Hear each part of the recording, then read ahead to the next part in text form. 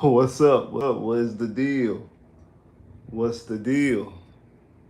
Let me y'all get up in here real quick.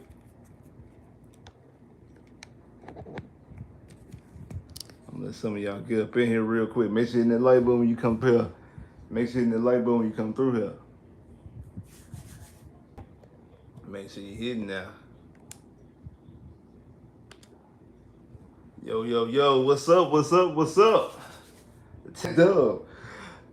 Much closer than we expected it, huh? Much closer than we expected. Make sure you hit that like button, man. Come on, make sure you hit that like button when y'all come through here. Make sure you hit that like button when you come through here. Already. Make sure you hit that like button when you come through here. Shit, I ain't even move it all the way down like that.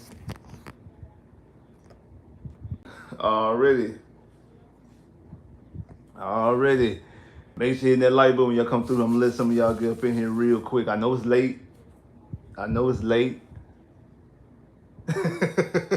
Nico Collins already.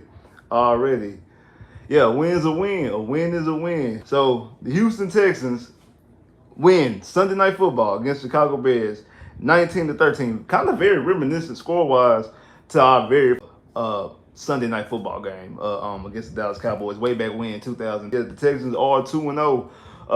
Leading the division. We 2-0. Everybody in the else in the division is 0-2. So we definitely got mass a lead. And one of those wins happened divisional win as well. So from that standpoint, it's looking good.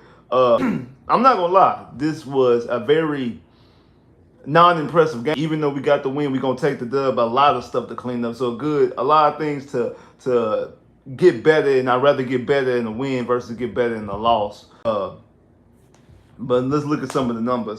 C.J. Stroud was 23 from 36 with a completion percentage of 63.9, 260 yards, 7.2 yards per attempt, one touchdown. Was sacked 3 times though, with a quarterback rating of 90.7. Joe Mixon had 9 carries for 25 yards, only averaging 2.8 yards a carry, and then also was targeted 5 times with 3 catches for 35 yards. And I know he left in the middle of the game. It seemed like an ankle injury because the whole hip drop tackle situation, but we weren't able to run the football. Cam Akers got in the game because remember Cam Akers was active because DP ended up being on injured reserve, not injured reserve, but DP ended up being injured, not being active today. He carried the ball 7 times, had 32 yards, averaging 4.6 yards a carry. Had a fumble that was very, very close to being a very costly fumble. Like that fumble might have ended the game and might have lost the Texans game. The Texans would have ended that. You could have looked at that fumble of it being one of the reasons why we lost the game, because we're in our position. At the very least, we're able to get a field goal, and that takes the game completely out. So when the Bears are just driving in under 2 minutes, the reason why they were still able to be in that game at that moment in time was because of that Cam Akers fumble. So that Cam Akers fumble was almost very, very crucial.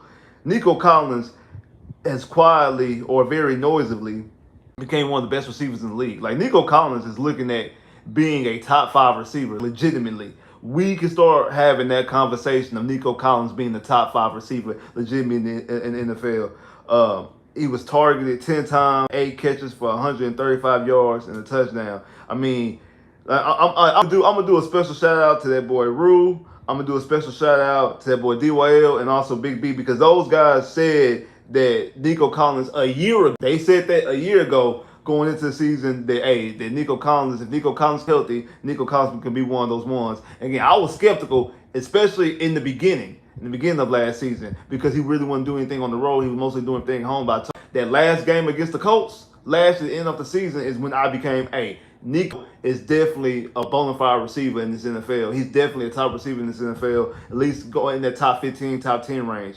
He's entering top 5 range. Last week, 117 yards, and then on this stage, against a very good defense by the Chicago Bears, by the way, had 135 yards, targeted 10 times, had 8 catches for 135 yards, and the touchdown. He's out here looking like a top 5, top 3. We could definitely put that top 3 in there too. But because really, outside Tyreek Hill and Jettas, I mean, Jamar Chase ain't looking too good right now. You can start really having that conversation. I know AJ with the Eagles, he definitely got something to say about that as well. I'm pretty, but you can start putting Nico Collins in that top 5 range. I really believe so. He's definitely entering, at the very least, entering the conversation, man. Able to enter in the conversation with them. And I said that, I'm going to get into that in a minute. Stephon Diggs targeted 6 times for 4 catches, 37 yards. Tank Dell was targeted 4 times, only had 1 catch for a net. They tried to do a lot of end the rounds with him and sweeps. Just couldn't get in sync, and that's 2 weeks in a row. I ain't really been able to get in sync with CJ with the first 2. I really thought this was going to be a Tank Dell game. I thought this was really a Tank Dell coming out party, but hey, he wasn't able to get his footing. Darius Stingley, I said that Darius Stingley was going to get a turnover, right? And he got he was missing something on this game, but he came through with a key interception. Actually, if I'm not mistaken, got the Texans' last field goal of the night. Was able to come and get a key interception, and then also Kamari Lassiter got his first ever career interception in the NFL as well, and really had another one that got taken away because of, I think, from what's his name, Todos. But both of them played well. Kamari Lassiter played very well today. Kamari actually played very well. Danielle Hunter was able to get a sack and have the same thing with Will Anderson, and that last sack was basically on Caleb Williams. Caleb Williams, let's talk about him for a minute. Was 23 of 37 for 62.2 yards. Was 62.2 completion percentage, 174 yards, touchdowns. Doesn't score a touchdown in the NFL yet. 2 picks. Was sacked 7 times for a quarterback rating of 51 quarterback rating, and also gave you 44 yards on the run. DeAndre Swift run times had 18 carries. I told y'all that they weren't going to be able to run the football against us. I knew that their offense was going to be able to struggle against this front. That they weren't going to be able, DeAndre Swift and them were not going to be able to run the football, and also that Caleb Williams wasn't going to be able to be under pressure. I knew he was going to be under pressure. I knew he was going to be under duress. And you've seen that mistakes that he made. And the only real rushing that they was able to get was those 44 yards. DJ Moore was targeted at 6 catches for 53 yards, and Rome Odunze was targeted 5 times, had 2 catches for 30 yards. Now, like, the story of the game wasn't able to really get anything done offensively. And Kyrie Fairbairn, we gotta talk about that. Kyrie Fairbairn has quietly, I think, actually has overtaken Tucker. And I think that Fairbairn might be the best kicker in the league. That's back-to-back weeks. 3 50-plus yard field goals last week.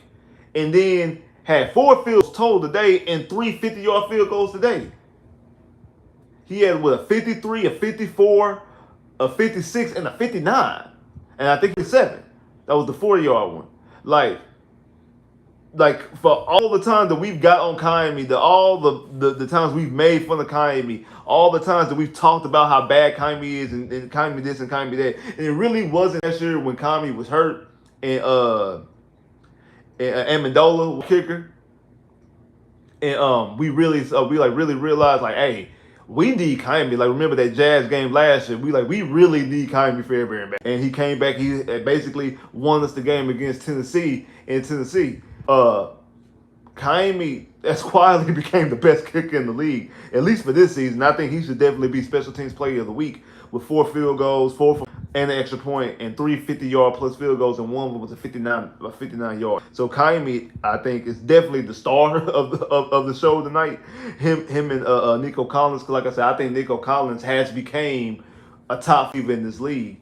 And I remember talking, and I remember Twitter a couple months ago, talking about who's the number 1 receiver on this team. And I mean, people were talking about Stephon Diggs. People were saying Tank. And then some people like, there is no number 1 receiver. All 3 guys, and it's a 3-headed monster. We got 3 number 1 receivers. I don't want to start any confusion or any, what else I heard? Start confusion or jealousy between the guys and any disrupt. One, it's not like it's D'Amico Ryans and CJ saying such and such a number 1 receiver. It was among hands. But I told people then that Nico Collins was the number 1 receiver on this team. And even Tank said it in the Pivot podcast that he was on with Go. He said that people had questions about Nico, and now they know that Nico is our number 1 receiver. Like, Nico is clearly the number 1 receiver for the Houston Texans.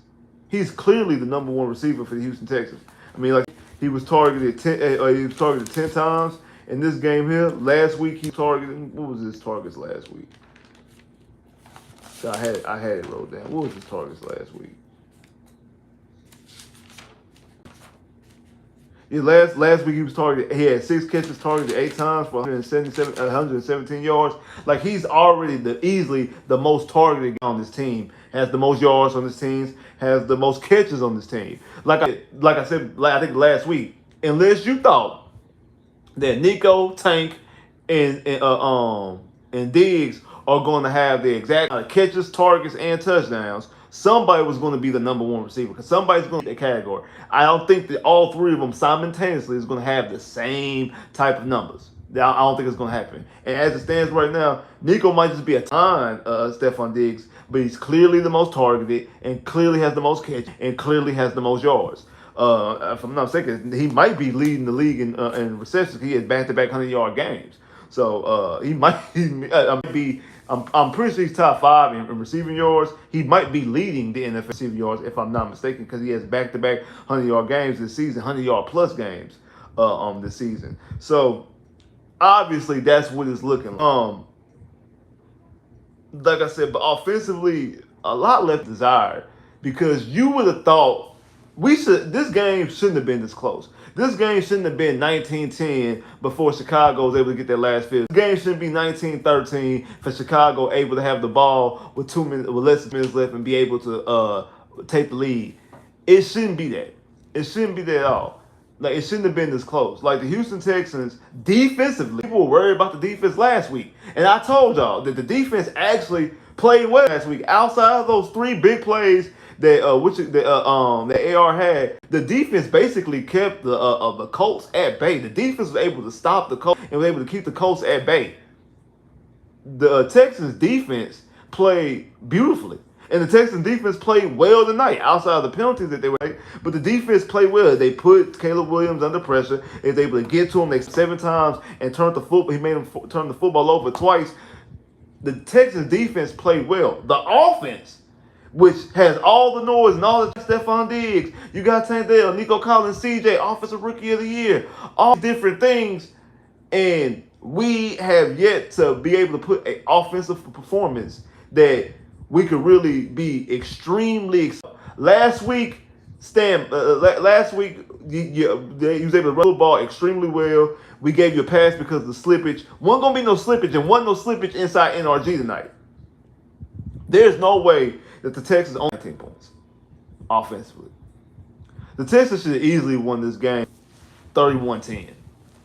The final score of this game should have been 31-10, maybe 31-17 because they got a bull touchdown at the end because they're trying to score. The lights ain't going up. The lights should easily go up. I see more people jumping up in here, but the lights are remain the same. So the lights should easily be able to go up because there's more people up in here. So, but if you ain't hit the like button already, man, make sure you're hitting that like button.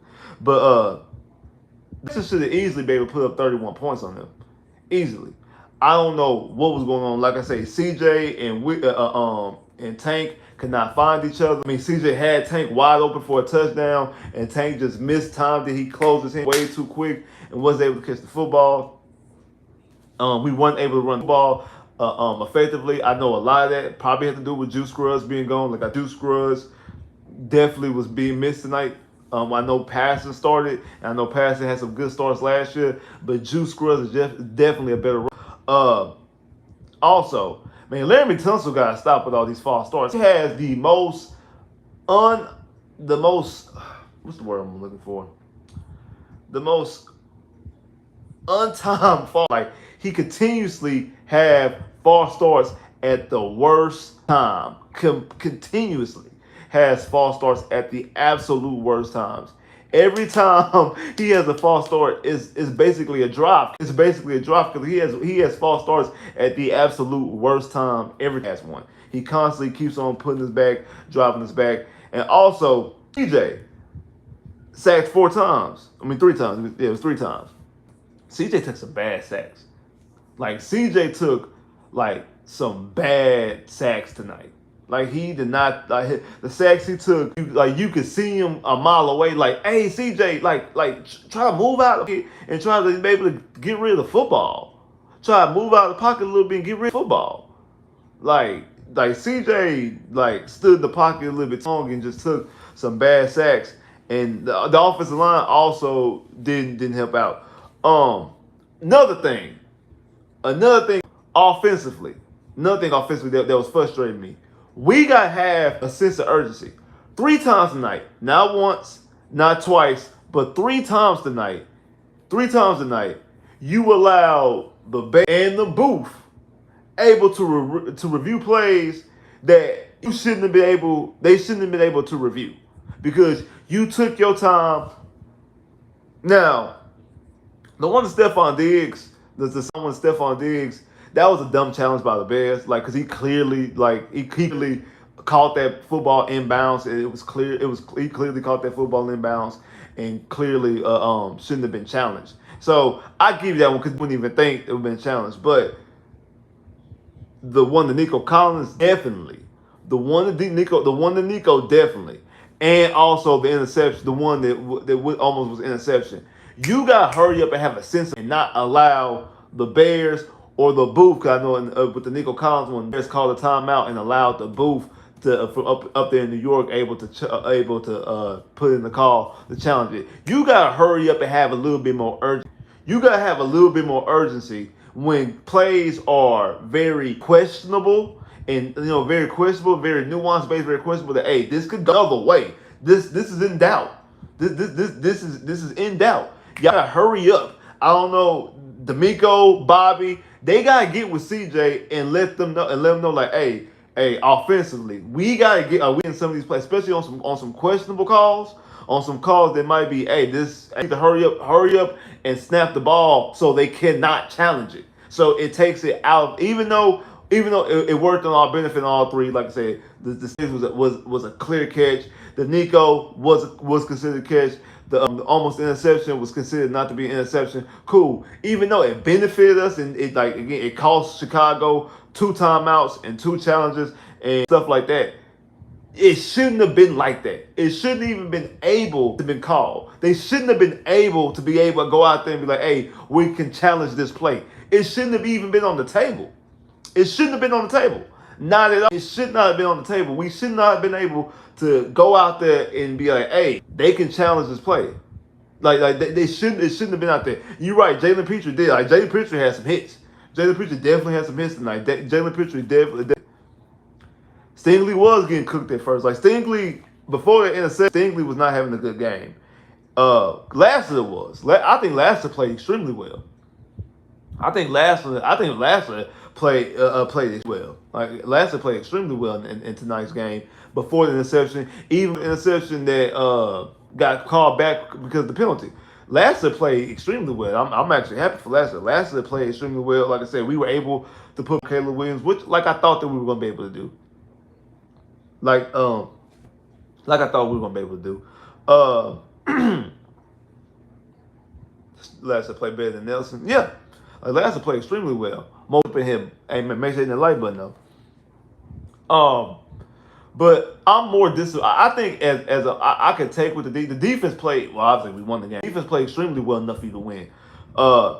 Offensively, you gotta have a better performance than that. And the thing is, CJ didn't play bad. It was just that they wasn't able to capitalize. You got 2 turnovers. You got good field position. You just wasn't able to capitalize. The capitalization was Fairbairn kicking 50-yard field goals. Fairbairn should not have been kicking a total of 4 field goals, and he shouldn't have been kicking 3 50-yard field goals in back-to-back games.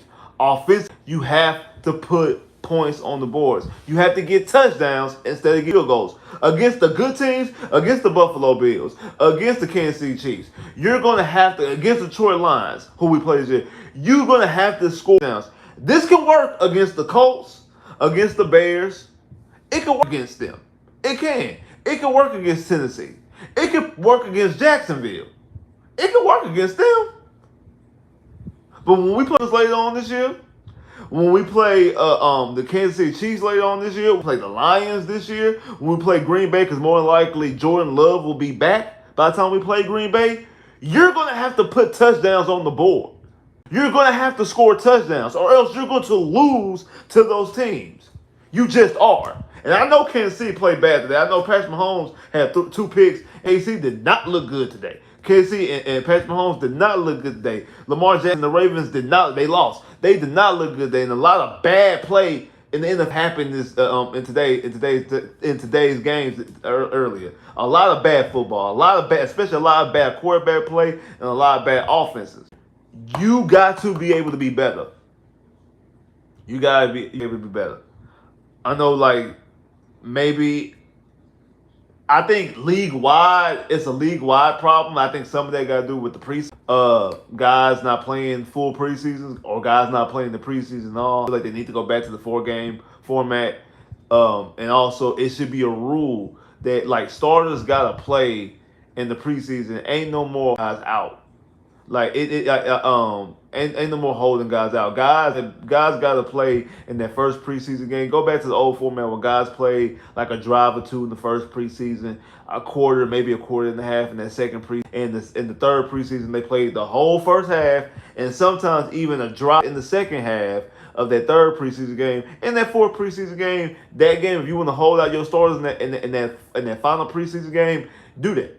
I feel like they should go back to that format with the 4 preseason games and just play in that third game, like the quote unquote dress rehearsal. That third game that those guys play, like I said, at the very half, and sometimes even go and bleed into the first and bleed into the second half and play over 2 of that as well to knock off some of that rust, so we stop having this rusty, dusty football. They're too busy on trying to preserve their players, which I understand. I get it, but.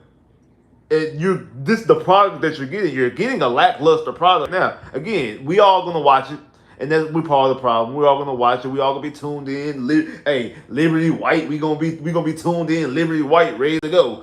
But just a bad offensive performance showing across the NFL, and definitely for us today. Like we should be able to put up more points than this. Like, I Chicago Bears got a good defense. I understand that the Bears definitely have a good defense, and I believe some of that. But we had some missed opportunities. I feel like that first play of the game that got tipped, that was gonna be a big play to Nico right there. He had Tank, and Tank just wasn't able to catch it. It was a time he had Tank on the sideline, and Tank just wasn't able to come up with the football. And that Cam Akers fumble, I want to go back to that because that was a very almost costly fumble in that situation because you was at the very least in field goal range and you could have field goal, and they definitely would have put the game out of reach because it would have made it 22 to 10 at that point in time, and the Bears would have had to go for a touchdown instead of going for that field goal that they kicked towards the end of the game. But Bobby Slowick, you gotta keep the football in CJ's hands. I feel like in that point in time, just like last week.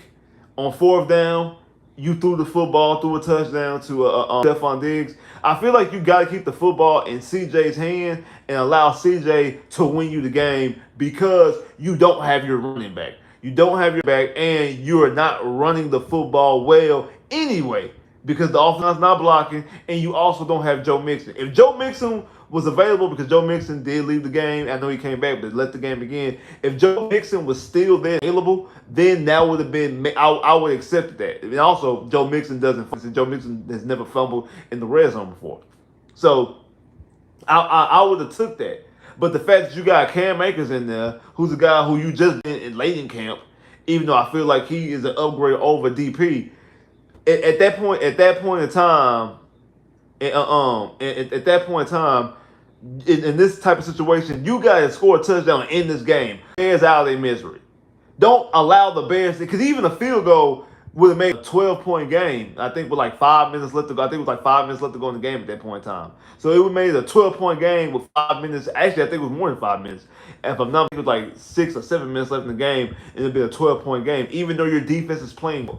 Bro, put the game out of reach. Put the game out of reach. Put the football in your quarterback's hands. A guy who was the offensive rookie of the year, a guy who we feel like is on an MVP status. You went out there, you got all these weapons in Nico and Tank and Diggs and Dalton Schultz, and even throw the football to Cam Akers because you could even throw the football to Cam Akers. But you put the football in your quarterback's hand and you allow him to end the game. You allow him to ice the game. He scores a touchdown right there. Game completely over. Ain't no chance for the Chicago Bears. Ain't no chance with That would have made it with 25, 2010. Ain't no chance for the Chicago Bears. Well, no, yeah, after it'd be 20. It would be 2016. Wouldn't have been no 16-point game. Even though there's still two possessions, but they got to score two touchdowns and get two two-point conversions. So you would and you would get the ball back somewhere in that juncture. You gotta know when to do it. Again, give the football to your quarterback. Give the football to your quarterback and trust him to not make a mistake, because he doesn't make, like, CJ is the most careful with the football any quarterback in the league. He's the most careful with the football. Now, even though he had almost an interception last week and almost an interception today, he is the most careful quarterback, most safe quarterback in the whole entire NFL. So you put the football in his hands and allow him to ice it in this game and stomp on the Bears' neck. But again, we shouldn't have been in that situation to begin, because we should have been able to put more points on the board. We should have been able to put, like, even though we won, I'm not happy with this win. We should have dominated the Chicago Bears tonight, man. Like, we should have dominated, and this game shouldn't even been close. Like, after what I watched last week from the Chicago Bears and what I watched last week from the Houston Texans, I'm like, hey, the Texans should definitely, going into the season, I'm like, hey, the Chicago Bears are going to surprise people. And Chicago Bears going to the playoffs. Chicago Bears are going to surprise people, and that game is going to be a closer game than people realize. I said that. And I said the Texans probably win on the game-winning touchdown. But after watching what I seen last week from both teams, I'm like, the Texans should dominate this game. There's no way I would have thought that the Houston Texans offensively were going to put up 19. There's no way you could have told me that 3 hours ago. You could have told me that 3.5 hours ago, that the Texans were only going to score 19 points. There was no way you could tell me that. But they had, I think, only 3 points in the second half. If I'm mistaken. One to score 16-10 going into halftime.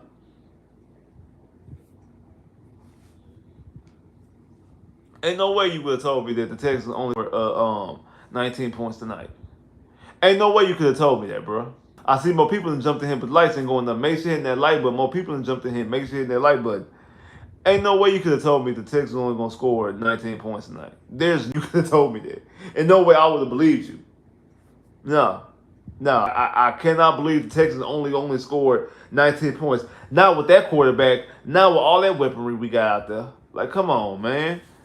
Like, you gotta. Like, Bobby Slowick, what is you doing when you got people like Derek out there acting a fool? Like, you got Derek Carr out there completely, utterly acting a plumb fool out there.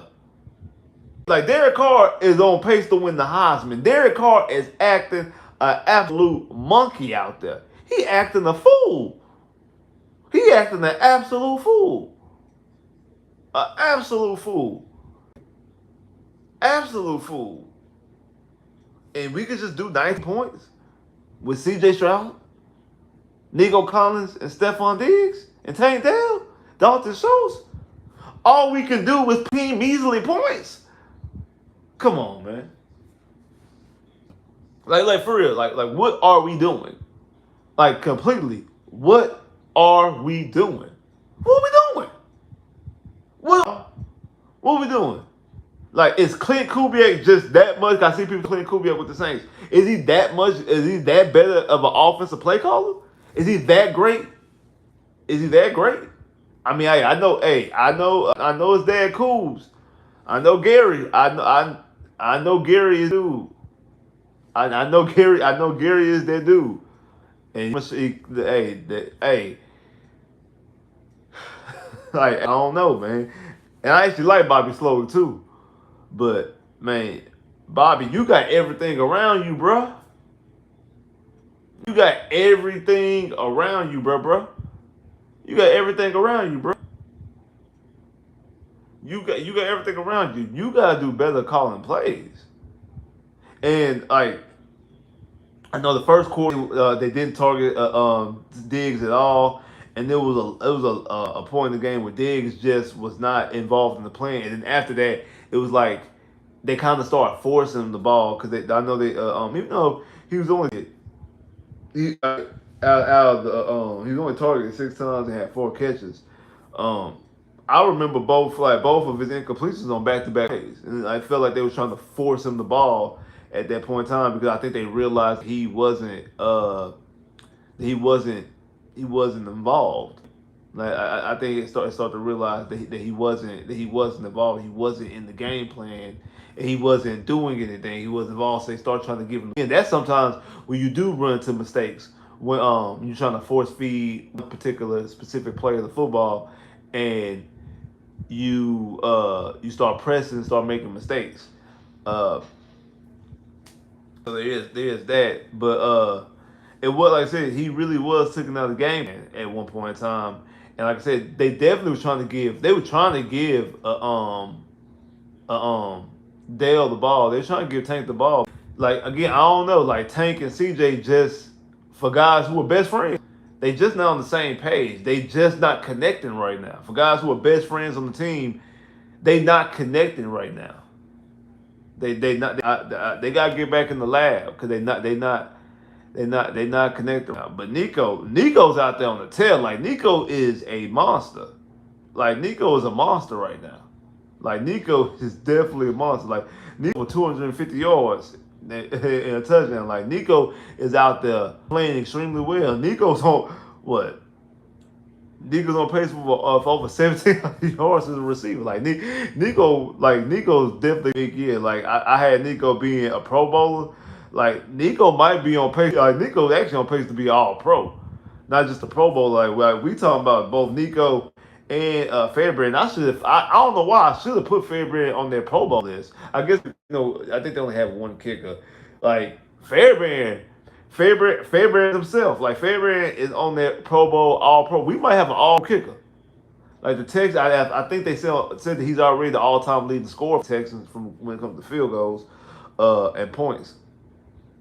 Like Fairbairn might be All Pro this year. Like we might have Fairbairn and Nico gaining All Pro years and All Pro active. Like for real. Like for real. Like for real. Like Nico and and Fairbairn might have All Pro years this year. Like while we playing, while we joking, while we kidding, like it's gaining there. It's gaining there. Yeah, I think Stingley did get a tackle.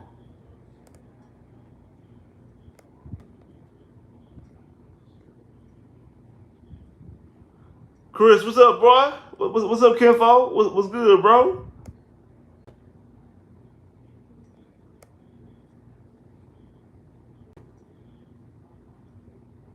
Yeah, you're right. You're right. Bobby King called plays, and the offensive line played bad tonight too. I'm not absolving them. I think it definitely shows how much we definitely needed Juice. I mean, Juice.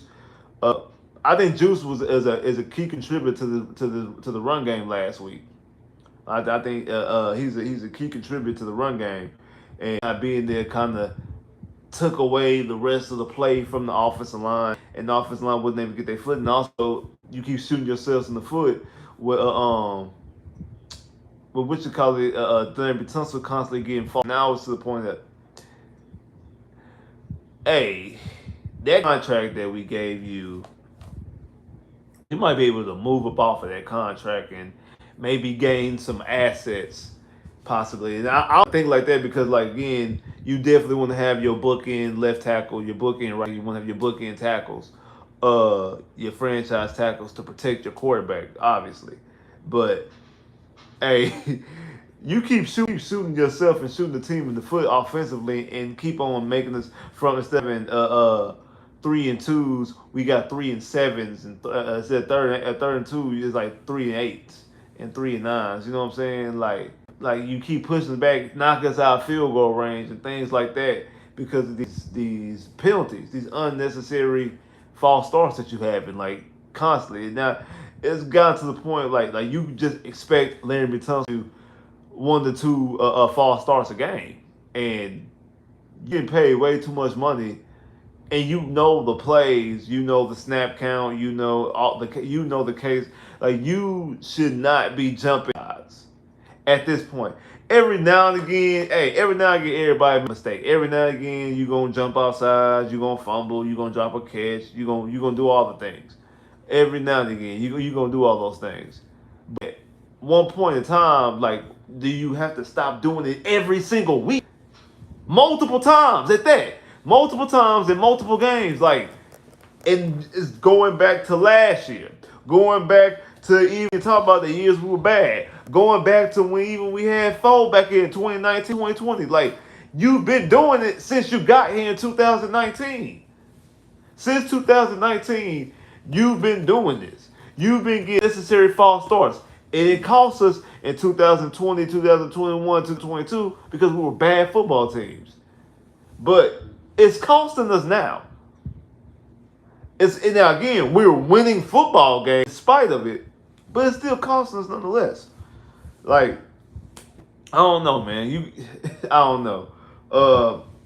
Like I said, the Texans did not, because it looked like the Texans had a prime chance to squander an opportunity with Tennessee losing to the Jets earlier and the Jags losing to Cleveland earlier. The Colts losing to Malik Willis-led Green Bay team.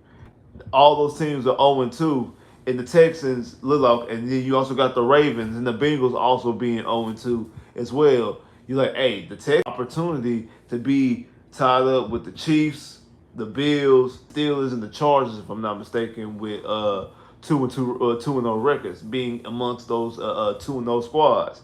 And it was the first time the Texans are 2-0 since 2014? No, 2016. 2016. Brock Osweiler.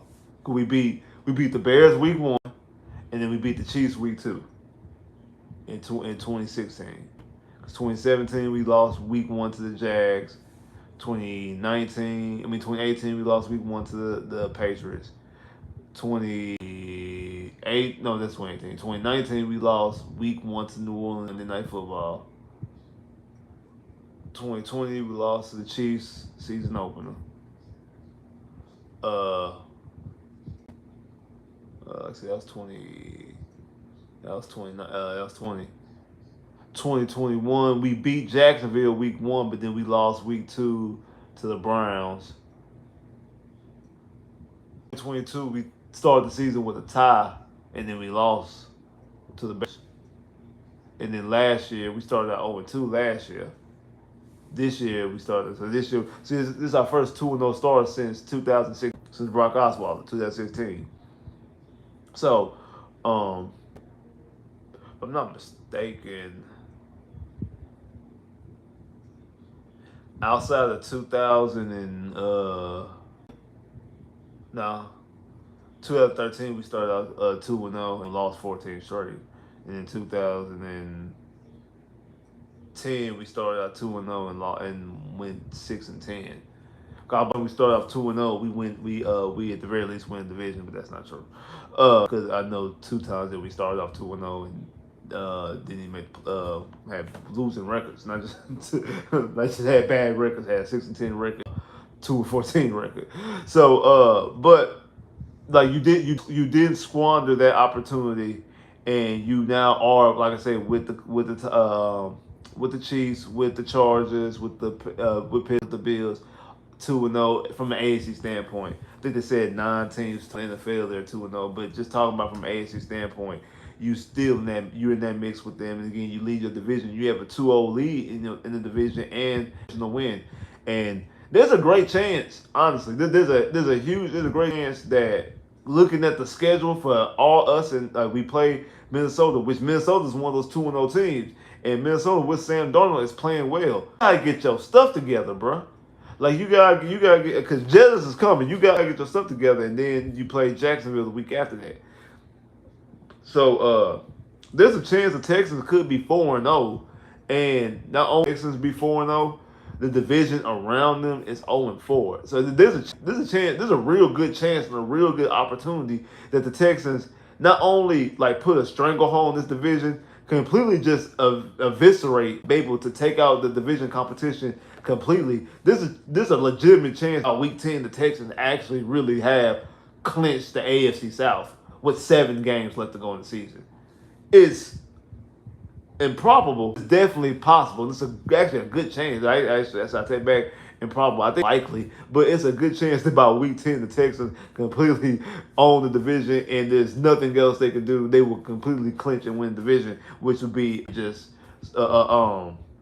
incredible feat. Before, not to put the cart before the horse, we gotta do better offensively if we want to get to that standpoint. Though we gotta do offensively, and what we seen tonight was not a good performance. And again, Monday Night Football, the world is watching. One, like I said, I think Nico Collins put the NFL on notice that, bro, legitimate receiver in this NFL. And I'm glad I got him on both my fantasy teams. I'm in 2 fantasy, and I'm glad I got Nico Collins on both. And actually, Nico and actually in one of my leagues basically saved the day because I made the mistake and didn't start. I made the mistake and started Tua, and I actually had Kyler Murray on my bench, and Kyler Murray went off, and Tua, know what happened to Tua. Even before Tua just wasn't playing good at all. I think Tua had 3 interceptions anyway. So like, just I already chalked up before today even started that I'm more than likely lost this game because how Tua played. But I was not expecting 3 50-yard goals again by Kyrie Fairbairn. So Kyrie Fairbairn went out there and played a monstrous game by getting 3+ 50-yard field goals. And basically, like I said, put me in a situation, him and Nico Collins doing what he did, having the over 30 yards for a touchdown, basically won my fantasy game this week against the opponent I was playing against. I think both of them have put the league on notice. I think Fairbairn is showing that he's the best kicker in the league, and I think that Nico Collins has put that he's definitely a top 5 receiver in this league. Like Nico is there, like he said on the post after you guys, this is my first time ever getting a game football, and the Sunday night football. It's a Sunday night football game. It's a Sunday night football game. Best thing ever. J Mill, what you talking about? Tua gave you. Cool. Even though Tua did not do anything for me, that's fine. Both Nico's and Kaimi won me the game, so I'm not tripping. Plus, I was playing against Lou. And shout out to everybody in the Discord. If you in the Discord, you know what it is. But shout out to everybody in the Discord. Luckily I was playing against Lou. And luckily I was playing against Lou, and I was able to get the dub. Big thank Lou. But luckily I was playing against Lou, and I was able to get the dub though. But Nico and Tank, I'm not Nico and Tank, but Nico and Fairbairn, Nico and Fairbairn won me this game. They did what they were supposed to do. They got the job done. Kyrie gave you 4 and 4. I don't even know exactly what the points is. Are you going? I was gonna beat Lou regardless. I probably was gonna beat Lou regardless. Tua put it out there, and if I would start, because Kyler Murray had with 3, Kyler Murray was balling. I really should have played Kyler.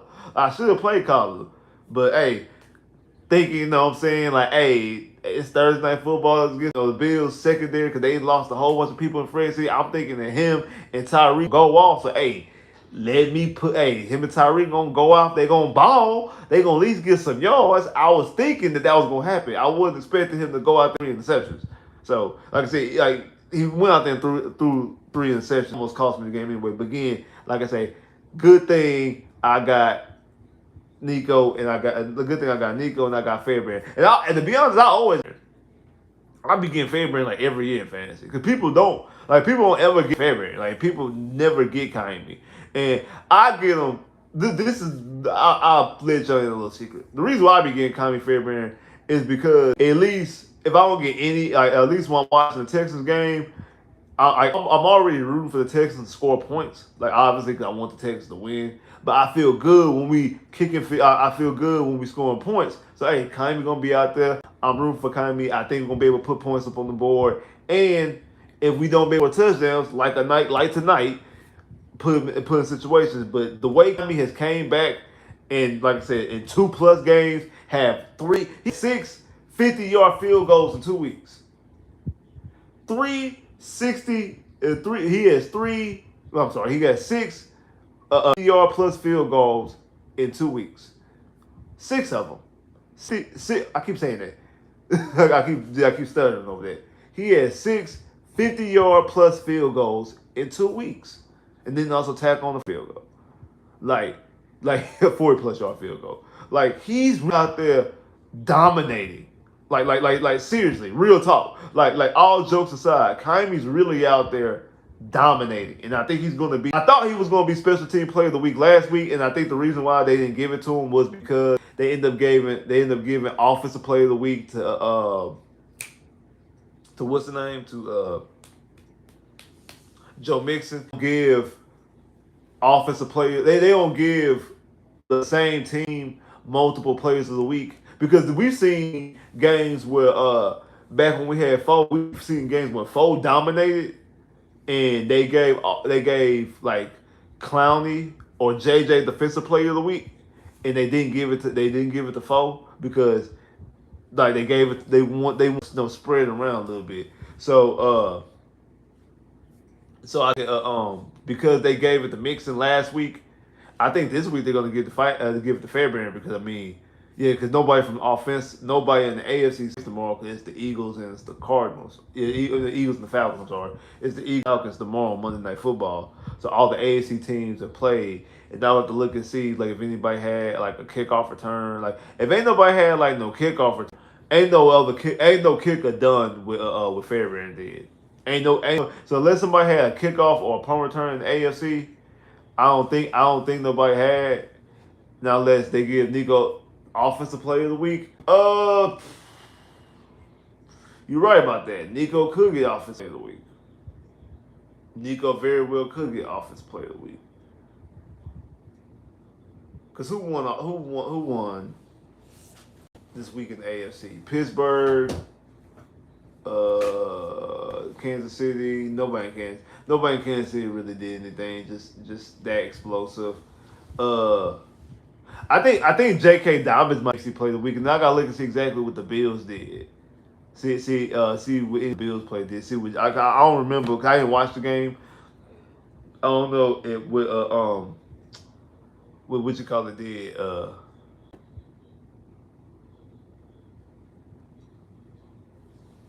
I'm not about to just agree with you just to agree with you. I know I have a responsibility to the general public to be correct on these things. I can't just agree with you just for the sake of agree with you, J. Mill. I have a responsibility. I have a responsibility to give good information to the general public. That's the reason why y'all come. That's the reason why y'all tune in every week to get my opinions and to get good quality information. I don't just agree just for the sake of agreeing. I do think that Nico might have a chance, but I forgot J.K. Dobbins I think he had like 140 yards rushing. I think he had a touchdown. So kind of similar to the game that Mixon had last week. So I could see them giving it to Mixon and also giving special teams player of the week to Kaimi. So I think, and to be honest, like we give offensive players they love and flowers all the time. Like we give quarterbacks and receivers and running backs they love and flowers all the time. We don't do that for kickers unless it's Justin Tucker and in the day Adam Vinatieri. We don't do that outside them two. Adam Vinatieri back in the day and Justin Tucker now. We don't give kickers, special team guys in general, specifically, they flowers and they just do. And it's time, like I say, all seriousness, square business, all seriousness, all jokes aside, I give Kaimi his flowers and his just dues, because we used to criticize Kaimi a lot, call him consistent at being inconsistent, which he was. He would go out there and make a field goal and miss an extra point. He would pick the wrong time to miss extra point. He did it last week against the Colts. That's the reason why the Colts could have won the game on their last drive last week in the season, because Kaimi missed the. I think didn't he miss a field goal? Yeah, he missed a field goal against the Ravens in the playoffs last year. Like Once we got the football back and we drove down right before halftime, when we were at halftime tied 10-10 with the Ravens, Kaimi with the Texans drove down there and we put him in field goal range. Kaimi missed the field goal. In the 24-0 loss, when we was up 24-0 in that game, after the Chiefs came back, the Texans drove down right before halftime. He missed another field goal then. Like, we've got on Kaimi plenty of times. We got on Kaimi plenty of times, and we don't ever really give him his credit and his just due. We don't. It's time to give him his just due and his flowers. Bro deserves it. He's out there kicking 50-plus field goals, and not only is he kicking 50-plus yard field goals, he kicked 6 of them in a 2-week span. Bro, the ones tonight wasn't even in question. They wasn't even, he barely made it. It barely went over the bar. He was drilling them. He was drilling goals. He was drilling the field goals down the middle. Like, they could have been good for an extra 10 yards. Like, shout out to my boy Waz. Waz said, hey, some of the field goals might have been good from 65, 70. And I'm like, he actually not lying. Like, them field goals, like, he was booting them. He was booting field goals. So, hey, I think I'll be happy for either Texan player, if any player get, if Lassiter or Stingley or Will or the got defensive player of the week, I'm happy for any Texan to get any accolades. But if I had a choice right now, honestly, if I had a choice to vote, I actually would vote Kaimi to win special teams per week. And to be honest, I don't even think it's close. I mean, unless he get the trip in the next 2 games, just as long as he go make some routine kicks, I think it's already sold up in the bag. He's September special team player of the month. I think that's already sold up in the bag. He already special teams player of the month, which is good, and I think bodes well for him to be not only a Pro Bowler but also be an All. Also, not only to be a Pro Bowler, but also to be an All Pro as well. Again, so hey, I want Fairbairn and any Texan to get accolades, all type of accolades. And how about in back-to-back weeks, our rookies, our 2nd round pick and our 3rd round pick, corner and safety, both got their first career interception. Last week, Kalen Bullock his career interception against AR. This week, Lassiter got his career interception against Caleb Williams. So both of those guys was able to get their first career picks early on to the season. And I do think that the way our defense played the last 2 weeks, showing that we can get pressure on some of these guys. And I do think even though Minnesota is playing well, I mean, Sam Darnold was like the 3rd pick in the draft, 2nd or 3rd pick in the draft by the Jets, and he's on this 4th team because he's the Jets. He was a starter for the Jets, and it didn't work out there. Then went to Carolina. He was a starter for the Carolina Panthers, and it didn't work out there as well. Then he ended up going to be the backup with the Rams, and he's on his 4th team in Minnesota, which kind of similar to Baker. Like, Baker was number 1 overall pick in that draft by Cleveland, went to Carolina, then went to the Rams, and now has a resurgent career because now Baker's 2-0. Baker beat the Lions today, and Baker has a resurgence and got paid too. A resurgence his career in Tampa Bay. It seems like that might be the package. Go be a backup with Sean McVay, be a backup, and then go somewhere else, and you have a resurgence. So really, it's like the Rams is like the quarterback factory to resurge your career. Like, once you under there, and then you go somewhere else, because even Jared Goff of his career after he left the Rams. So it seems like, hey, go be with all quarterbacks who are struggling. So like all quarterbacks that are struggling need to go to the Rams with McVay, and then it's not going to work out with the Rams. But then go somewhere else after that, and it's going to be able to make you better. So you need to go to the Rams and leave the Rams and go somewhere else, and you'll have a resurgence of your career. Working with Jared Goff, working with Baker, it seems like it's working with Sam Darnold and Aaron Donald out there. It seems like it's working out there with Sam Darnold. Even though that, I say all that to say this: that Sam Darnold can and will turn the football over, can and will play bad football. And this pressure, the way that this front, the way that Mario was able to get the quarterback, and like I say, Will and Daniil was able to get to the quarterback, putting pressure, and then the way that Stingley and Lasser were able to football. I say Lasser played extremely well today. Stingley outside that pick actually had a game that we could look at and be like, "Hey, Stingley, you getting cooked right now." Like, and you got cooked a little bit. Hey, let's be for real. Like AD completely beat Stingley. Just AR just didn't throw the pass. I mean, AR didn't connect. AR had a bad pass, but he had AD had Stingley clear. Then today, Moore sauced Stingley up on that cross. He sauced Stingley up. No pun intended. He saw Stingley up. So Stingley was not having it until he got the interception. Now him making the play on the football showed you the beauty of Darius Stingley Jr. and showed you why do you draft Darius Stingley Jr. over a Sauce Gardner, why you draft Darius Stingley Jr. as a third overall pick in the 2022. And why I and other people were saying that Darius Stingley was en route to be an all-pro this season and one of the top guys in interceptions, because the way he makes plays on the football, the way that he tracks the football down, the way he's able to read quarterback's eyes and understand where he's going to go, and also the way I felt like this front able to put pressure. 7 sacks today on Caleb Williams. The way I feel like, and then not to mention all the times that they was hitting Caleb Williams constantly, nonstop. Like Caleb Williams, like they tried to say that last week was Caleb Williams' welcome to the NFL moment, and I said it then when my people said that, like he had his welcome to the NFL moment. Like no, he hasn't. He didn't have a welcome to moment. That wasn't a welcome to. Today was, even though they had a chance to win the game, this was a welcome to the NFL moment. Able to throw 2 picks, sack 7 times, hit 10 times, maybe even 12 to 15. Like he was getting absolutely punished. He was getting absolutely punished and beat up.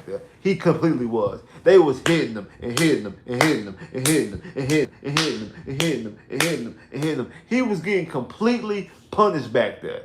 Throwing the football. Like he was getting completely punished back there. Like completely. Like he was completely under. And that's why every time he would throw, he'd be getting up. Like you could just tell. Like how he was looking. Like he was just. You could just tell. And even DJ Moore was getting frustrated. DJ Moore, because that one route when DJ Moore almost beat Lassiter, he gave enough room for Caleb to throw a back shoulder pass, and Caleb wasn't able to connect.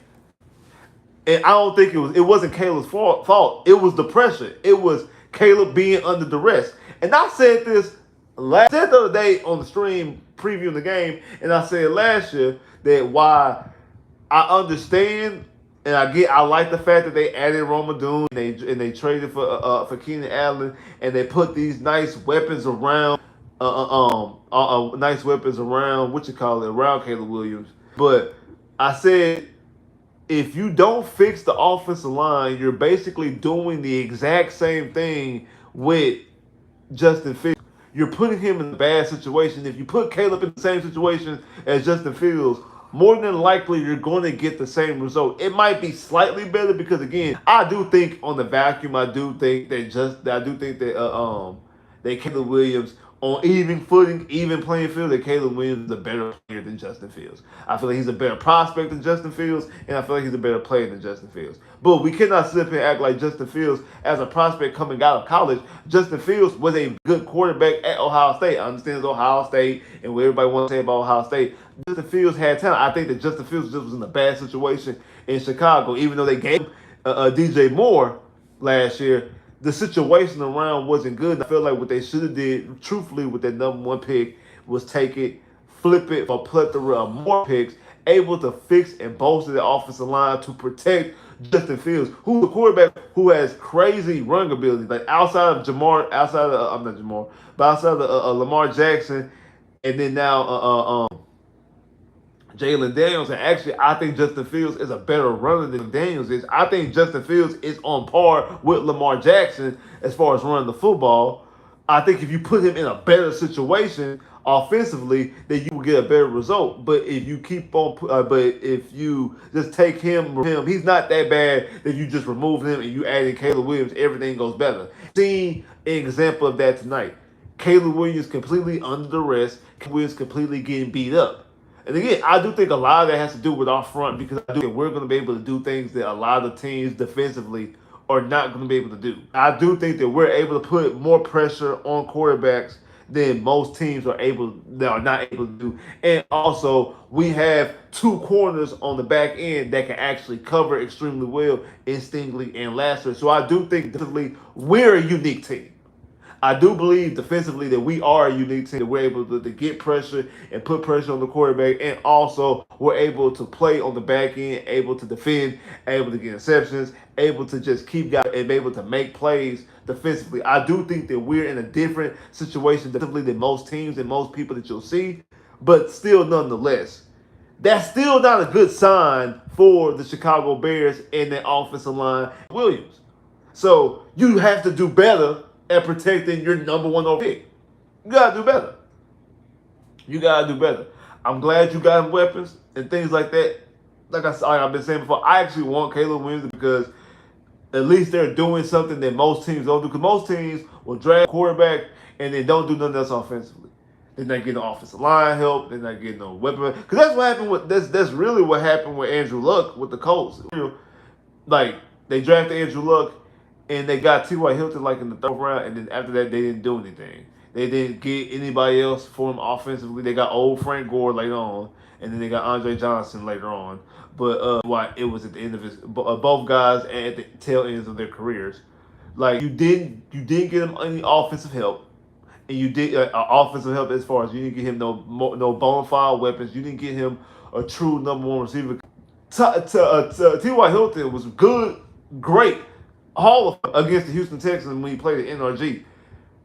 When he played against anybody else, T.Y. Hilton really didn't do nothing in the NFL. Go look at his numbers outside of when he really didn't do anything. He got 400 yards against the Texans. He get 200 yards at home and 200 yards on the road, and that was 400 yards of his production. And he ended up getting like he'll barely be getting the yards and got like half of his yardage against two games against us. And then the other 14 games of the season, he's getting a combined like 500 yards, 700 yards, in 14 games combined, which is like 50 yards a game. He's not doing anything. Like he's doing anything the rest of the game. But against the Texans, he is a Hall of Fame player. That's the only thing that they ever got for him in the offense. They didn't do for him. That's the only thing they were able to do for him, and that's the reason why he got beat up and ended up retiring early. And I don't understand why teams be doing that. So at least they did give them weapons, but they did not fix the offensive line. They need to fix the offensive line because if they don't fix the offensive line, it's going to be a rough start and a rough slating for Caleb Williams. But like I said, I do believe that our defense, our front especially, is animal, is a different beast. And we're able to do things defensively that other teams are just not able to do. Like we're able to do things defensively that other teams are just not able to do defensively when it comes to our front, the way we pass rush.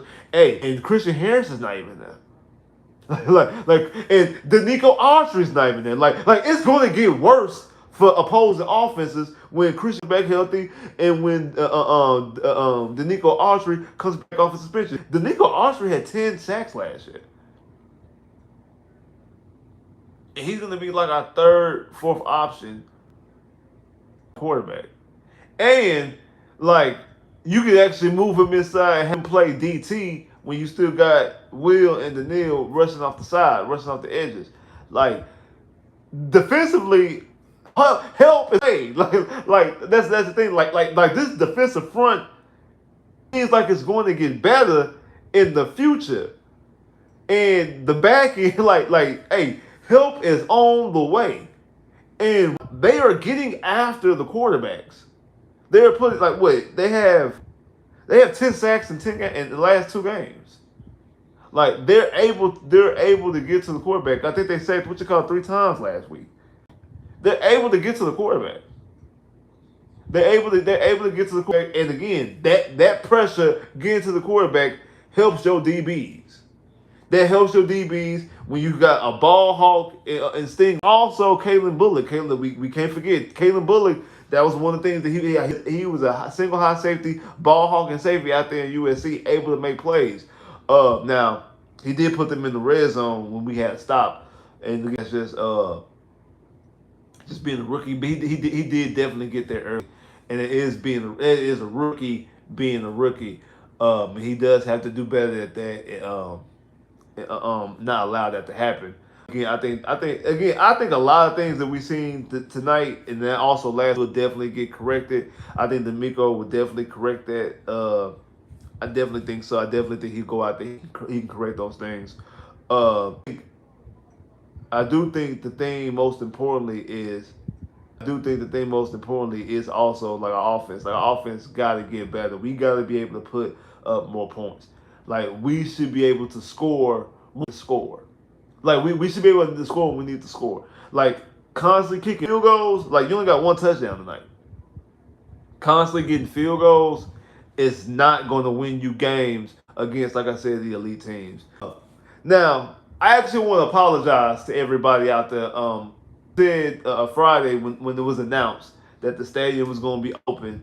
Like how I said, like I really I don't care. That don't bother me. I understand how old heads be feeling. What old heads were saying about the jersey. Man, you know what, man? I don't care about the new. I don't care what we win, as long as we win. I don't care about the jersey. And I'm like, that's crazy. Like the jerseys are clean. Yes, the jerseys are clean. That's how I felt about the roof. I'm like, I mean, it's cool and all, but like, I'm not tripping about the roof open about being closed. Like, I don't care.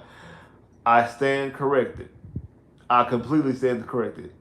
That stadium looked beautiful with that roof open. That stadium looked beautiful with that roof open. Like every time they had a shot outside the stadium, every time the camera passed over, had a shot outside the stadium, and it was open. I'm like, and you see that Texas logo, I'm like, hey, it's clean. And then the shots in the inside the stadium, I seen pictures on Twitter of people taking pictures, and it was a picture. I don't know who it is. And hey, if you happen to watch, hey bro, hey, I want that picture.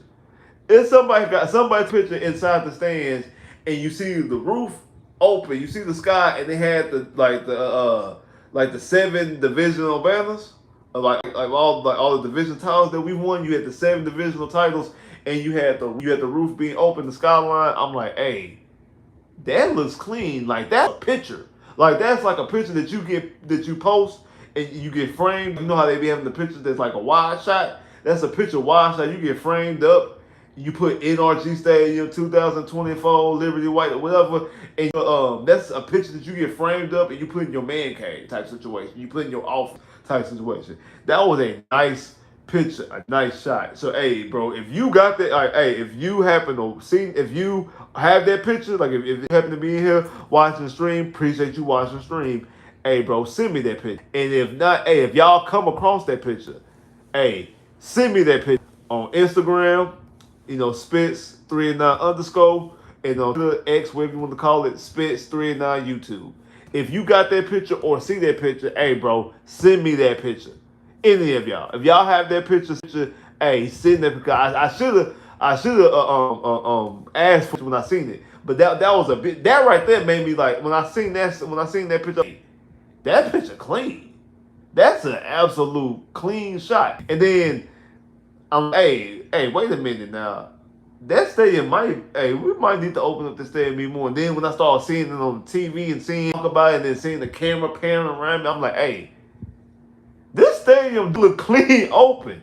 Like I never really realized this stadium not like again, I always say I really didn't have no dog in the race about it. But sitting back looking like, hey, now this stadium do need to be open. Like this stadium is clean while it's open. Like this is a nice shot. Like this is a nice shot being like this being open is clean. Like because they didn't open it for the national championship game last year. We don't open it for the Texans anymore. I mean, back in the day when we first opened up Reliance Stadium, it was open all the time, and like I don't know if it's since that game back in 2011 when like we had the highest no crowd noise. Like ever since then, it's like they really didn't want to open no more. And again, I really didn't care about it. But after what I seen tonight, yeah, hey, open that stadium. Hey, when we play the Lions in November on Sunday football, open that stadium up. Open it up. When we play in the playoffs, have a home playoff game, open stadium up. Open that, yeah. Nationally televised games, nationally televised events, open that stadium up. Now I ain't gonna lie, I do believe I was open. It's because how it got them things missing because of the hurricane. You didn't want to have that on national TV, had that thing open. Plus, then it was gonna look weird with the stadium closed and you had that one like light from outside, or maybe a seep of darkness from outside, or like been one little strip, and it just would have looked weird. So I understand why they opened it. That's the only real reason why they opened it, y'all. Like it wasn't like the fans been clamoring to open up the stadium. They didn't want to look embarrassed and have that strip being open and we about to be on national TV when the whole world watching that. You don't want that strip to be open like that. So like, I was always thinking like they were gonna probably tarp it that strip for the game tonight. But hey, they opened the stadium. Cause I didn't even know if the stadium would even be able to be open because of the thing missing. Hey, it was able to be open and the stadium looked beautiful, just like the Liberty White. Hey, Liberty White, like hey, that deep steel blue, like not the color rush, like the deep steel blue has always been my favorite color combo. But that Liberty White do be hit different. And I don't know, especially with the new jerseys, I do want to see the all deep steel blue. I'm not talking about the color rush. I'm talking about the all deep steel blue with the regular blue home jersey and the regular blue pants. I want to see it, especially with these new jerseys. But that all white is cold. That all white is so cold. Man, that all white is cold and icy. So icy. Oh, you like it. I'm so icy. So icy. Hey, that all white, that all white is cold. I ain't gonna lie. I can't fake it. I cannot fake it. That all white is so cold. That all white is so cold. That all that, that all white is so cold, man. I can't wait to see. You can't wait to see the red. We don't talk about the red jerseys when we get ours. Here's back. Yeah, the defense is gonna be extra lit. The defense is gonna be crazy. Oh, you can't wait to see the red jerseys. Yeah, and actually that's what we wearing against the Lions. So that we gonna see them all red jerseys on Sunday Night Football. Like, yeah, hey, that's what I said. I want to say that all red for a primetime home game. I want to say that color rush, but we only got two home games, and one of them having to be the season home opener, which we always do Liberty White. I want to see that color rush in prime time as well. But hey, then we're gonna see that color rush against the Bills week 5. So hey, we 3 weeks away from seeing that color rush. The color rush is on the horizon. But now, man, but like I said, big time players stepped up. Like I said, like Nico showed that he's like a #1 receiver in this league. Kaimi showed he's the best kid. And then like the last week, Stephon Diggs got you 2 touchdowns, and Joe Mixon ran out of business. So it showed you the two guys for. We traded for both Mixon. We traded for both Stephon Diggs. Both of those guys showed you why you go out there and you go get those guys because of the plays that the both of them made. And tonight, Danielle Hunter ended the game with that sack on Caleb Williams. Show you why you go out there and you pay Danielle Hunter, why you upgrade from. And I like Jonathan Gennard too. You upgrade from Jonathan to Danielle Hunter. Like you upgrade from Jonathan Gennard to Danielle Hunter. And also you get defensive rookie of the year, and Will Anderson also make plays as well because again he had a sack and a half. Could have had 2 more sacks. Could have had 2 more. If I'm not one of them sacks, almost sacks the interception. Yeah, one of them he almost had was I think Lass's interception. There was another play he almost had another sack. So he could Will could have had 3. Will was there. Will was there on Caleb Williams that he could have had like 3 sacks. He had a sack and a half. Like we could really be talking about Will being defensive player of the week. That was the kneel. That was the kneel that put pressure on Bullock. Well, on the Bullock, not Bullock, but the last interception. But I know Will could have had like 3 sacks because he had a sack and a half, which means he got the quarterback on the ground twice. Eat the white helmets. I absolutely agree. The white helmets would, boy, the white helmets, especially the like the white bull helmet, would have put them will put these jersey combo on a whole nother level. It would have put these jersey combos on a whole completely other level if they would have got another what you call it. It would put them on a completely another level, man, bro. Like it would completely put them on a whole nother level. Uh, Also, want the topic I forgot that play with Stephon Diggs when he dove for the first down and they didn't give it. I say this every single year. I say this every year in football. Every single year. I don't understand why they do not put a GPS chip on the footballs and put GPS sensors throughout the whole field so you always know where the football is. So you always know where the football is at all times. Somebody across the plane. I always say that like it should be like once the football breaks plane, like it should be like something like the pylon lights up or something like that. Like the pylon like turn like but like it lights up or it's a light on something like that. You got a camera inside the pylon already. Might put a light around it too. And in the sense once it crosses that plane, it automatically lights up so you know that the football crossed the plane. And I feel like when it comes down to like first down markers, the same thing could apply. You can have a light thing on the first down marker. So if the ball crosses the first down marker, it lights up. So you can easily tell that, hey, the ball crossed the plane, if the ball crossed the plane over the line of scrimmage, inbounds or out of bounds, you'll know because your GPS tracker inside the GPS sensor in the football and the GPS throughout the whole entire field. These are billion-dollar industries. 31 owners because Green Bay is owned by the city. 31 owners in the NFL are all billionaires. This is a multi-billion-dollar industry. At least we ain't gotta worry about high school and college. I mean, at least on the NFL level, get that right. It's simple.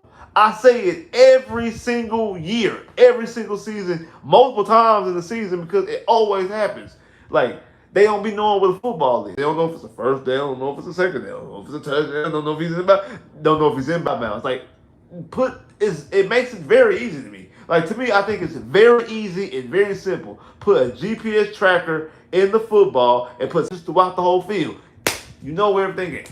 Very simple. Never understood why they don't do that. Don't understand. You got the money. I know for a fact you got the technology. It's invented. It's not unknown technology. Don't understand why that's not the case. In 2024, don't understand why it's not the case. Don't know. But like I said, my biggest takeaway from the day, like I said, is that this defense came to play. This defense did exactly what I thought it was going to do to Caleb Williams and the Bears offense. The defense played phenomenal. Like I say, able to get 7 sacks, was able to get Caleb Williams on the ground like 8, 9. I was able to get Caleb Williams like 10 to 15 times. Like they definitely punished Caleb Williams and gonna make him reconsider football. Like they definitely punished Caleb Williams tonight. Able to get 2 turnovers. I think I said 3. I think I said 2 picks and a fumble. He got 2 picks, 1 distinctly. I think I said Caleb Bullock was gonna get another pick. I was going to think last of it, but I'm like, nah, probably because Caleb Bullock is the ball hawk. I thought Caleb Bullock was gonna get it, but hey, get that. But offensively, outside of Nico being a number 1 bona fide NFL receiver, they wasn't able to do anything else really offensively outside of Kyrie Fairbairn, who's the real MVP tonight. Like Kyrie is the real MVP tonight. 4 field goals. He was 4 for 4. 3 50-yard field goals with 53, 50, 56, and a 59, and then had a 47-yard field goal. So 4 field goals, an extra point. Definitely, like I said, I think it's going to end up being special teams player of the week. So definitely, I think it's going to end up being special teams player of the week, and also the best kicker in the league. I say it right now. I think Kaime's the best kicker in the league. I think Nico Collins is a 5 receiver in the NFL right now. Like as of right now, I feel like he's a 5 receiver in the league right now. I think Jamar Chase is just not playing well. Jamar Chase is playing extremely bad right now, and he has Jamar Chase not playing good. I think that the way that Collins playing right now, Collins is a top 5 receiver in the NFL today. Like I said, CJ didn't play bad. CJ, 63% for 260 yards, 1 touchdown, no interception. He took some bad sacks in my opinion. But CJ played efficiently and played well, and they just gotta be he gotta do a better job connecting with both Stephon Diggs and Tank. Really, I think that was the real miscue, that he was able to connect with Tank tonight. Well, in the past both games, he wasn't able to connect with Tank, and I think that's the real telling part, is that him not being able to connect with Tank Dell. But I think he did play. I think he played well enough to win. We are obviously won, but he has to do better at putting points on it. Why challenge it? Move the forward.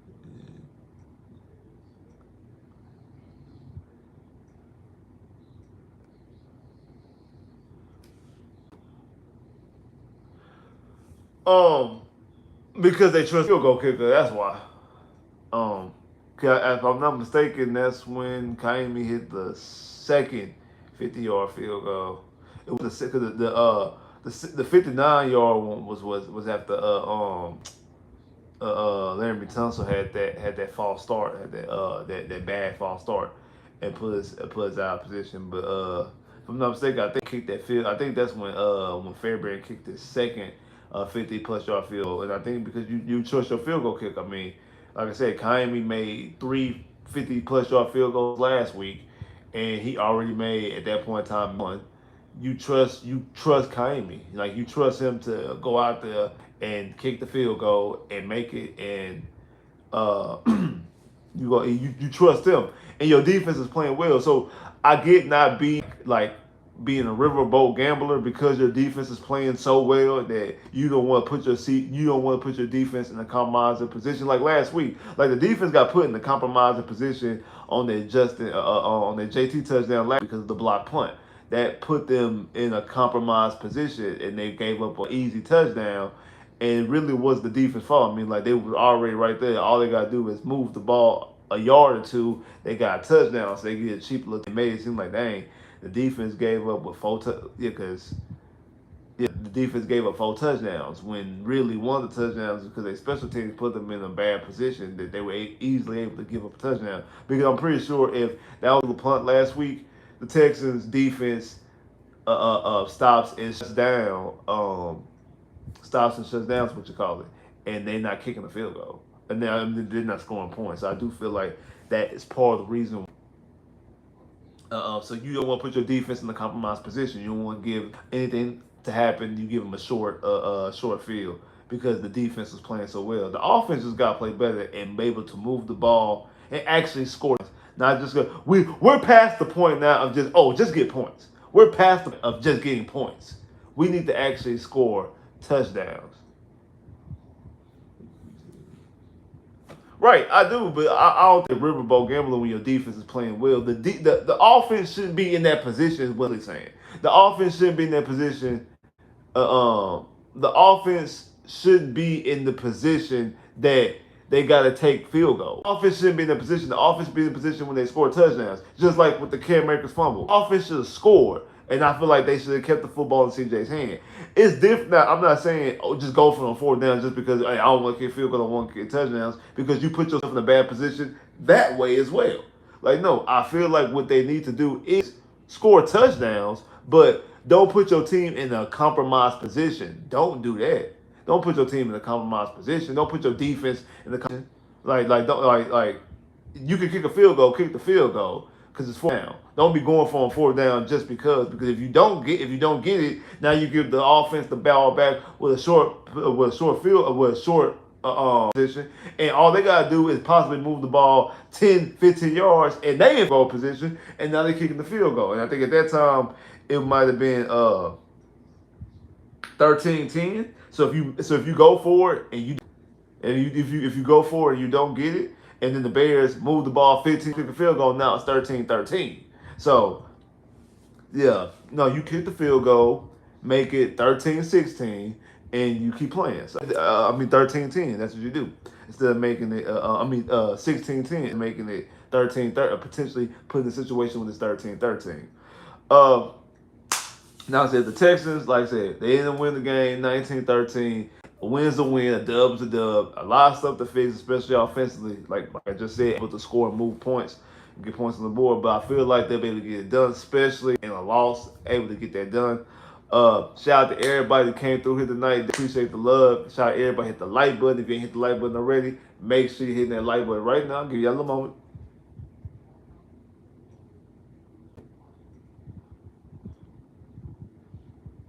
Hit the like button. And hit already, make sure you hit the like button. Everybody, remember, I will do a pregame show on Friday. We're going to do a pregame review. We're going to exactly what's going on between us and Minnesota Vikings, how the Minnesota Vikings look. I'm going to tape on Minnesota Vikings, see how the Minnesota Vikings look, see matchup, where we can exploit, where we can get better at, things that we need to look out for, things that things that have come to head last week and this week, but they haven't really moved, and obviously hasn't cost us. What could potentially cost us that if we don't get fixed and get corrected, and what Minnesota can exploit. So we're gonna talk about that. Also talk about exploit, the weaknesses that we can exploit, and what we can do to Minnesota as well. So we're gonna do a preview game, also score predictions. Not just for the Texans Vikings game, but I'm also do the rest of week 3. That's something else I'm gonna add to my weekly review. I'm gonna do a week preview. Obviously, like, the live is gonna be mostly about the Texans, but I'm also gonna do, you know what I'm saying, like, I ain't gonna do score predictions, but I'm gonna just do who I feel gonna win and lose in games. Also going into the week, just another prepare. I had some right, I had some lost, some right, some wrong. I said that Arizona was gonna win. Like I said Arizona was gonna win. I also said that Dallas was gonna win. Dallas made me look foolish. Dallas made me look foolish. So did Tampa Bay. Tampa Bay. And actually, Indy, I'm actually glad Indy lost. But I thought that Indy was going to beat because they had what you call it. So, hey, on that one, I'm glad I was wrong. I'm glad Green Bay came. Texans are 2-0, and the rest of the division is 0-2, and that's the good thing. We have a 2-0 lead against the rest of the AFC South. So I think the Texans are in a good prime position to put, like I say, a strangle a couple weeks, because we play Jacksonville in 2 weeks. We play Minnesota, and then right after that we play Jacksonville. We have a real legitimate chance to put a complete stranglehold, because there's a real legitimate chance. Like, this is not smoke and mirrors, wishful thinking. There's a real strong legitimate chance that at the end of week 4, the Texans are 4-0, and the rest of the division are 0-4, and the Texans will be 2-0 in the South. I know people care about the AFC South. We want to get to the AFC Championship game. It's all about reaching goals, milestones, and the first goal always is to win your division. In college football, is to win your conference. In high school football, is to win your district. The NFL is to win your division, because you can't have home field advantage without it. You can't be the number 1 seed without it. You can't have a bye week without it. You have to win your division first. You can't not win so you win your division automatically gets you into the next, right? Because other than that, you're searching for a wild card. Win the division automatically gets you in. So that's priority number 1, is to win said division.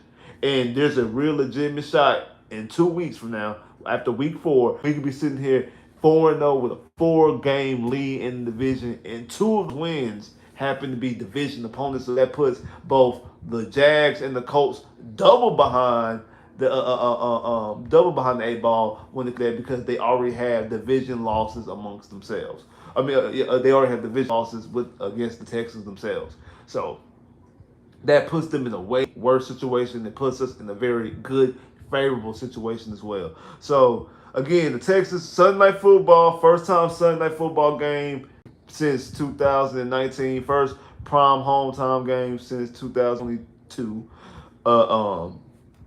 which is only like last year was the only year we didn't have a primetime home game. So, but first, like I said, first home game since 2022, first primetime, first Sunday night football game since 2020. No, 19. I'm sorry, since 2019. Like I said, the Texans got the win. Got the most important part. It wasn't beautiful. It wasn't pretty. It was very sloppy, but they got up defensively, played extremely well. Offensively, they got a lot of stuff to correct, especially the connection with CJ and Tank. That's something they definitely got to connect and got to get better. We're going to talk about that. Remember, I will be going live on Friday doing the breakdown and, like I said, of the Texans and doing the preview, of the Texans and Minnesota, and also preview the rest of week 3. And then immediately, because that game's at noon, and right after the game, right here, live stream after the game, we're gonna break down what we just seen, good, the bad, the ugly, and all those type of things. We're gonna break it down exactly what we seen and what to expect going for the rest of the season. So again, live stream on Friday, previewing the game. After the game on Sunday, live stream, we're gonna break it down. Appreciate everybody that came through here, everybody that showed the love and the support. Appreciate all that. If you hit the like button, make sure you hit that like button. Click, comment, give more comment, and click for more videos. Make sure you comment, you subscribe. If you ain't subscribed already, make sure you subscribe and share this video on all social media platforms. Already, I holla. Oh, and remember, Texas 2-0. Already, I holla.